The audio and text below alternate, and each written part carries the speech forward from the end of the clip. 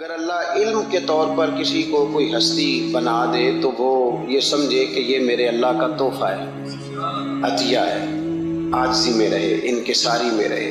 اگر اسے عمل کی توفیق مل جائے، رب کریم اسے نماز کا موقع عطا فرما دے، اللہ اسے صوم و صلات کا پابند کر دے، اس کی دعائیں مقبول ہونے لگے، اب وہ اپنے آپ کو ولی کامل نہ سمجھے بلکہ وہ کہے کہ میں تو رب کا عاجز بندہ ہوں۔ اگر اللہ تعالیٰ کسی کو دولت دے دے اور بے شمار عطا فرما دے، اللہ جسے دیتا ہے بغیر حساب ہی عطا فرماتا ہے، اب وہ بندہ اس پہ ٹھہر نہ جائے کہ دیکھو نا میں بڑا سمجھدار تھا تب مجھے ملی نہ۔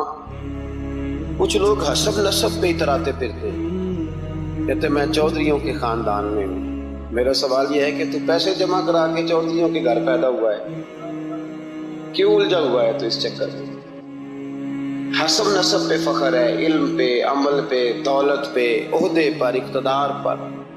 اللہ کو یہ بات پسند نہیں، فرمایا کل من علیہ فان، زمین میں جو کچھ ہے سارا فنا ہو جائے۔ امام غزالی کہتے ہیں بنی اسرائیل کا ایک بڑا نیک آدمی تھا، جس طرح 5 نمازیں پڑھنے والا سب سے نیک نہیں ہو جاتا تو باقی سارے ہی گناہ گار نظر آتے، سارا دن بحث ہی کرتا رہتا ہے، یہ بھی نہیں پڑھتا نماز، یہ بھی نہیں پڑھتا، وہ بھی نہیں پڑھتا۔ تو میں کہتا ہوں تو اللہ سے ڈر، اگر اللہ نے توفیق دے دی ہے۔ تبلیغ کرنا تیری ذمہ داری ہے، تنقید کرنا تیری ذمہ داری نہیں ہے، تو ڈر اللہ تعالیٰ سے۔ اگر 2 ایڑے ترچھے لفظ مسجد میں جا کے تو اللہ کے کر لیتا ہے تو اب تو تنقید نہ کر، فلاں بھی نہیں آتا، فلانا بھی نہیں آتا، یہ تیری ذمہ داری۔ تو تبلیغ کر، جا کے اسے کہہ جو میں بات عرض کر رہا ہوں اس پر غور کرے۔ یہاں بیٹھ کے بحث کرنے کی اجازت نہیں کہ فلانا بھی بے نمازی ہے، فلانا بھی بے نمازی ہے۔ حکم یہ ہے کہ اس کے گھر جا، دروازے پہ دستک دے گا، بھائی آ نماز پڑھنے چلے۔ جو کام کرنے والا ہے وہ کرتے نہیں، اور جو نہیں کرنے والا اس پہ بحث ہو رہی ہے، فلانا نہیں آتا، بڑی روٹی ہے، بڑا پیسہ ہے، مسجد میں، یہ تو ہے ہی نہیں تیرے کرنے والا کام۔ تو جا کے پیغام دے۔ بنی اسرائیل کا ایک شخص تھا تو بڑا عبادت گزار تھا، بڑا نیک تھا، بڑا پرہیزگار، ایک گناہگار بیچارہ۔ اس نے دیکھا کہ وہ درویش صاحب، صوفی صاحب، نمازی صاحب، حاجی صاحب بیٹھے ہوئے، میں بھی پاس جا کے بیٹھتا ہوں، شاید مجھ پہ بھی اللہ کرم نوازی کر دے۔ میں بھی پاس جا کے اللہ اکبر، میں کہتا ہوں کیا بات ہے اس گناہگار کی جو اپنے آپ کو گناہگار تو مانتا ہے نا، کیا بات ہے اس کی؟ کہنے لگا میں بھی جا کے بیٹھتا ہوں، شاید مالک مجھ پہ فضل فرمائے۔ اس نیک کے پاس جا کے بیٹھ گیا، جب جا کے بیٹھا نا تو نیک کہنے لگا تو کدھر آ گیا؟ اٹھ چل دوڑ جا، مجھے نہیں پتا تو کہاں آ گیا، اتنا ناپاک آدمی صبح شام گناہ کرتا ہے، میرے پاس آ گیا ہے۔ اللہ کریم نے اس وقت کے نبی کو وحی فرمائی کہ اس ولی کو جا کے کہہ دو میں نے تیرے سارے عمل ضائع کر دیے۔ تو اپنے آپ کو اتنا اعلیٰ جانتا ہے، کل من علیہا فان، اگر تجھے تھوڑی سی نماز کی توفیق دے دی سب کو گناہ گار سمجھنے لگا۔ اور فرمایا گناہ گار کو جا کے کہہ دو تو نے اپنے آپ کو گناہ گار سمجھ کے میرا ولی سمجھ کے صحبت حاصل کیا، تیرے میں نے سارے ہی معاف کر دیے۔ یہ جو تکبر ہے نا، تکبر علم کا، فضل کا، تقوی کا، پرہیز، اس کو اتار کے پھینکیں، عاجزی پیدا کریں، انکساری پیدا کریں، ڈریں۔ لوگ ڈرا کرتے، حضرت عمر کی بڑی شان ہے نا۔ میرے مصطفیٰ کریم نے فرمایا شیطان وہ گلی بدل جاتا ہے جس گلی میں عمر کو دیکھ لیتا ہے۔ 950 سال حضرت جبریل شان بیان کریں تو جناب عمر کی عظمت ختم نہیں ہوتی۔ حضرت فاروق اعظم اور یہودی اور عیسائی کہتے ہیں کہ 6 مہینے عمر اگر اور رہتے تو دنیا میں کوئی کافر نہ چھوڑتے، اتنا بڑا شخص، لیکن انتقال کا وقت آیا تو لوگوں نے تعریف کی، کہا عمر تیری بڑی بات ہے یار، کیا بات، کمال کر دیا۔ تو حضرت عمر رو پڑے، فرمانے لگے تم میرے گناہ نہیں جانتے، دعا کرو میری نیکیاں اور بدیاں برابر برابر ہو جائیں اور میں چھوڑ دیا جاؤں، حساب سے چھوڑ دیا جاؤں۔ مجھے کسی اعلیٰ درجے کی خواہش نہیں کہ میں کسی اعلیٰ مقام پہ رکھا جاؤں گا، بس دعا کرو برابر برابر معافی مل جائے۔ یہ ان لوگوں کا احساس تھا جن کے تقوی کی گواہی خود رسول پاک نے عطا فرمائی ہے۔ اپنے آپ کو ایک موقع پر بھی کبھی متکبر نہ ہونے، عاجزی حسن ہے زندگی کا۔ خزانہ آئے تو قارون نہ بنے، محل بنائے تو شداد نہ بنے۔ اگر اللہ تعالیٰ دولت دے تو کبھی بھی اپنے آپ کو نمرود اور فرعون نہ بننے دے۔ میں ربیہ ایک خاتون تھی، بڑی نیک عورت، بغداد میں رہتی تھی۔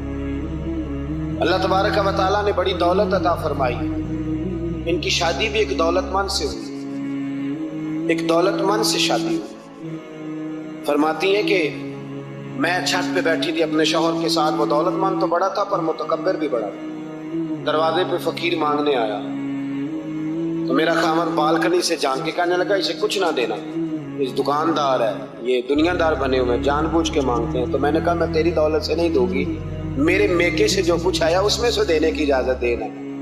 اس نے کہا جانا ہی نہیں۔ عورت کہتی ہے اس مانگنے والے کا، اس جو دروازے پہ شخص کھڑا تھا، اس کے مانگنے والے کا جو انداز تھا وہ بتاتا تھا کہ کئی دنوں کا بھوکا ہے۔ اس جوان کے چہرے پر عجیب بھوک تھی۔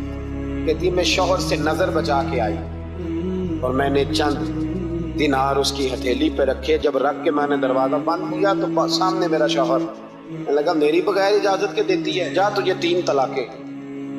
کہتی میں عزت مند باپ کی بیٹی طلاق لے کے گھر آ گئی۔ جرم میرا یہ ہے کہ میں نے اللہ کے راستے میں خیرات کی ہے۔ کہتی ہیں میرا والد پریشان، غلطی جس کی مرضی ہو، قصور تو بیٹیوں کا ہی ہوتا ہے نا، لڑکے پاک کے پاک رہ جاتے ہیں، منگنی بھی ٹوٹ جائے تو بچی کی جو حالت ہوتی ہے وہ کوئی بتا سکتا ہے؟ کہتی ہے میں شدید پریشان، میرے والد اور والدہ بھی پریشان، رشتہ کہاں سے آئے گا؟ 1-2 سال ہم شدید کرب میں رہے، رشتہ آیا تو بڑے امیر آدمی کا، میں طلاق یافتہ تھی پر بندے کوارے کا رشتہ آیا۔ کہتے جب وہ رشتہ ہو گیا میں پہلے دن اپنے خاوند کے پاس گئی تو مجھے کہنے لگا مجھے جانتی ہو میں کون ہوں؟ میں نے کہا نہیں۔ کہنے لگا میں وہی ہوں جو تیرے دروازے پہ خیرات لینے آیا تھا، تجھے میری وجہ سے طلاق ہوئی تو میں اسی رات جا کے مصلے پہ رویا کہ مولا میری وجہ سے بیچاری کا گھر اجڑ گیا۔ پھر میں نے 18 گھنٹے محنت کی میں نے تجھے عزت دینے کے لیے۔ کہنے لگا اب تجھے بیوی بنا کے نہیں مہرانی بنا کے رکھوں گا، میں تیری نوکری کروں گا، تو میری محسنہ ہے۔ کہتی ہیں 1 سال گزرا، مجھے اللہ نے بیٹا بھی دیا، میں چھت پہ اپنے شوہر کے ساتھ بیٹھی، دروازے پہ مانگنے والا آیا تو میرا شوہر سارے کام خود کرتا تھا۔ آج جب مانگنے والا آیا تو کہنے لگا جب کوئی مانگنے آئے تو نے دینے جانا ہے۔ کہتی ہے میں دروازے پہ مانگنے والے کو دینے گئی تو میری چیخ نکل گئی، میں دھڑام سے گری، میرا شوہر دوڑا آیا، کیا ہوا؟ کہنے لگی پتہ ہے مانگنے کون آیا؟ یہ وہی ہے جو میرا پرانا شوہر تھا۔ بے پرواہی ویک سجن دی جتھے کسے دی پیش نہ جاوے، انہیں تاجاں والے در در رولے، تاجاں والے تخت و تاج والے، تاجاں والے در در رولے، کہ منگتے ہیں تخت بٹھاوے، اوے سجنا کسے نو کارا مل گئی، کوئی کعبےوں خالی آوے۔ کہتی ہوں میں ربیہ کہ وہ شخص میرے دروازے پہ، میں رونے لگی۔ دولت کا تکبر کرتے ہیں لوگ، غریب دروازے پہ کھڑا ہے تو کہتے ہیں تم کماتے نہیں مجھ سے بھیک مانگنے آ جاتے ہو۔ دولت کا تکبر، خبردار اس تکبر میں مبتلا نہ ہونا۔ لوگ تو آپ یقین کریں فتوے لیتے پھرتے ہیں، کہتے ہیں ایسے ہی جناب زکوٰۃ تو اس کی بنتی ہے جو ٹیکس نہ دے، زکوٰۃ تو اس کی بنتی ہے جس کے پاس ملازم نہ ہو۔ تو ایسے مولویوں نے سنا، حضرت موسیٰ کے چچا کا بیٹا تھا قارون، حضرت موسیٰ کی دعا سے دولت ملی، اتنا دولت مند ہو گیا کہ خزانوں کی چابیاں 4 اونٹ اٹھایا کرتے۔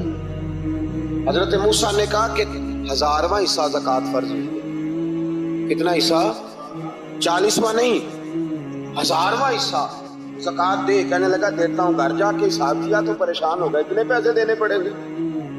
پریشان جب آتے ہیں تب نہیں پریشان ہوتے، اتنے آ گئے میرے پاس، دینے پڑے تو کہنے لگا ہو اتنے پیسے؟ حضرت موسیٰ نے کہا دے، تو کہنے لگا جناب موسیٰ ویسے مہنگا نہیں پڑا آپ نے رکھا خرچہ؟ آپ فرمانے لگے میرا حکم نہیں، حکم میرے۔ اس کو کہا قارون کو زکوٰۃ دے، کہنے لگا کوئی نہیں، بلکہ اس نے الزام لگایا۔ حضرت موسیٰ تقریر کر رہے تھے تو ایک بندہ لے کے آ گیا، اس کے پیچھے ایک عورت ہے۔ کہنے لگا موسیٰ خطبے بڑے دیتے ہو، پر ایک بی بی کہتی ہے کہ حضرت موسیٰ نے تو میرے ساتھ معاذ اللہ ثم معاذ اللہ، نقل کفر نباشد، موسیٰ نے تو میرے ساتھ زیادتی کی ہے۔ حضرت موسیٰ اللہ کے نبی جب عزت دار آدمی سے آ کے سوال پوچھتے ہو تو بیچارہ ٹوٹ جاتا ہے، جب لوگ پوچھتے ہیں نا یہ تو کھا گیا فلانی شے، عزت دار اس نے اپنی زندگی بڑی مشکل سے کاٹی ہو پر وقار سے کاٹی، وہ تڑپ اٹھتا ہے۔ حضرت موسیٰ بڑے جلالی تھے، پر جب قارون نے عورت کا الزام لگایا تو رو پڑے، سجدے میں سر رکھ کے کہنے لگے مولا مجھ سے اتنا سخت امتحان نہ لے، میں نے تو سارا کچھ تیرے نام کیا ہوا ہے۔ پھر ممبر پہ بیٹھے بی بی سے کہنے لگے سچ بتا ماجرا کیا ہے؟ جب جلال سے پوچھا تو عورت تڑپ اٹھی، کہنے لگی اس نے پیسے دیے تھے آپ پہ الزام لگا۔ حضرت موسیٰ نے دعا کی، کہا یا اللہ تو دیکھ رہا ہے اس نے تیرے نبی کے ساتھ کیا کیا ہے؟ جب وہ غرق ہونے لگا نا زمین میں، زمین پھٹی اندر جانے لگا تو کہنے لگا لگتا ہے میری دولت تم سنبھالو گے۔